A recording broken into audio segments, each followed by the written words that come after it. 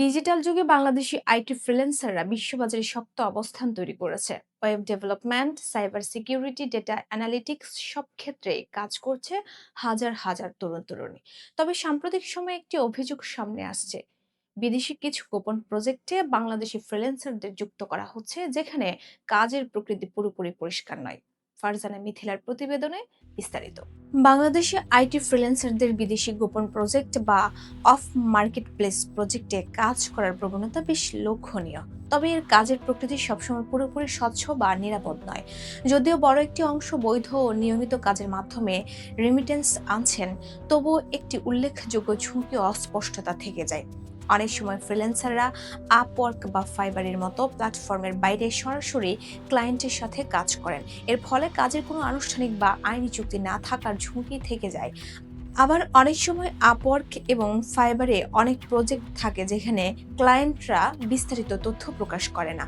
অনেক সময় এনডিএ বা নন ডিসক্লোজার এগ্রিমেন্ট সাইন করতে হয়, যার ফলে ফ্রিল্যান্সার কাজের বিষয়বস্তু বাইরে শেয়ার করতে পারে না। এটি সাধারণ একটি প্র্যাকটিস, বিশেষ করে সফটওয়্যার বা প্রোডাক্ট ডেভেলপমেন্টে। তবে সমস্যাটা তৈরি হয় যখন প্রজেক্টের মূল উদ্দেশ্য অস্পষ্ট থাকে। অনেক ক্ষেত্রে কাজের বিস্তারিত তথ্য, প্রজেক্টের মালিকানা বা কাজের প্রকৃত উদ্দেশ্য গোপন রাখা হয়। এতে অনিচ্ছাকৃতভাবে কোনো অবৈধ বা অনৈতিক কার্যকলাপে, যেমন সাইবার হামলা বা ডেটা ব্রিচ, জড়িত হওয়ার ঝুঁকি থাকে। কিছু ক্ষেত্রে দেখা যায় ফ্রিল্যান্সারদের দিয়ে ডেটা স্ক্র্যাপিং, অটোমেশন টুল তৈরি বা নির্দিষ্ট প্ল্যাটফর্মে কন্টেন্ট ছড়ানোর কাজ করানো হয়, কিন্তু কেন করা হচ্ছে তা পরিষ্কারভাবে বলা হয় না।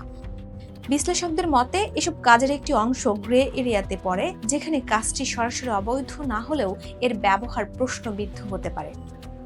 ডিজিটাল কাজের ধরন নিয়ে বিশ্লেষণ করে ওয়ার্ল্ড ইকোনমিক ফোরাম। তাদের মতে রিমোট কাজের প্রসারের ফলে কাজের স্বচ্ছতা একটি নতুন চ্যালেঞ্জ হয়ে উঠছে, বিশেষ করে যখন কাজটি ভৌগোলিকভাবে দূরের কোনো ক্লায়েন্টের জন্য করা হয়। আরেকটি গুরুত্বপূর্ণ বিষয় হলো প্রজেক্ট মাস্কিং, অর্থাৎ ক্লায়েন্ট প্রকৃত উদ্দেশ্য লুকিয়ে অন্য নামে কাজ দেয়। ফ্রিল্যান্সার তখন শুধু টাস্ক দেখে কাজ করে, পুরো প্রেক্ষাপট জানে না। এর ফলে কিছু ঝুঁকি তৈরি হয়, অজান্তে বিতর্কিত কাজে যুক্ত হয়ে যাওয়া, ডেটা ব্যবহারের অপব্যবহার অথবা আইনি জটিলতায় পড়া। তবে সব প্রজেক্টই এমন নয়। অনেক বড় কোম্পানিও নিরাপত্তার কারণে সীমিত তথ্য দিয়ে কাজ দেয়, বিশেষ করে নতুন প্রোডাক্ট লঞ্চ বা প্রতিযোগিতামূলক প্রযুক্তির ক্ষেত্রে এনডিএ খুবই স্বাভাবিক। সমস্যা হচ্ছে কোনটা বৈধ গোপনীয়তা আর কোনটা অস্পষ্ট বা ঝুঁকিপূর্ণ। এই পার্থক্য সবসময় বোঝা সহজ নয়। বাংলাদেশি ফ্রিল্যান্সারদের একটি বড় অংশ স্টুডেন্ট এবং অনেকেই দ্রুত কাজ পেতে আগ্রহী। এই সুযোগটাই কখনো কখনো ঝুঁকির কারণ হয়ে দাঁড়ায়। বিশেষজ্ঞরা বলছেন, প্রজেক্ট নেয়ার আগে ক্লায়েন্টের প্রোফাইল যাচাই করা, কাজের উদ্দেশ্য অন্তত আংশিকভাবে বোঝা এবং সন্দেহজনক কিছু মনে হলে তা এড়িয়ে চলা, এগুলো গুরুত্বপূর্ণ।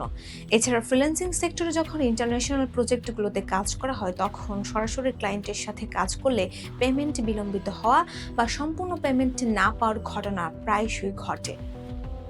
এক্ষেত্রে কোনো থার্ড পার্টি বা এসক্রো সার্ভিস না থাকায় প্রতিকার পাওয়া কঠিন হয়। বিশেষ করে অদক্ষ অথবা নতুন ফ্রিল্যান্সাররা অনেক সময় এই প্রতারণার শিকার হন। ক্লায়েন্টরা কাজের সঠিক বিবরণ না দিয়ে অনেক সময় নিম্নমানের বা অনৈতিক কাজ করায়, যা ফ্রিল্যান্সারের দীর্ঘমেয়াদী পেশাগত ক্ষতি করে। অনেক সময় দেখা যায় গোপন প্রজেক্টের ক্ষেত্রে কাজের পরিবেশ ও তথ্য আদান প্রদানের মাধ্যমগুলো সাধারণত সুরক্ষিত থাকে না। এতে ডেটা চুরির ঝুঁকি বাড়ে।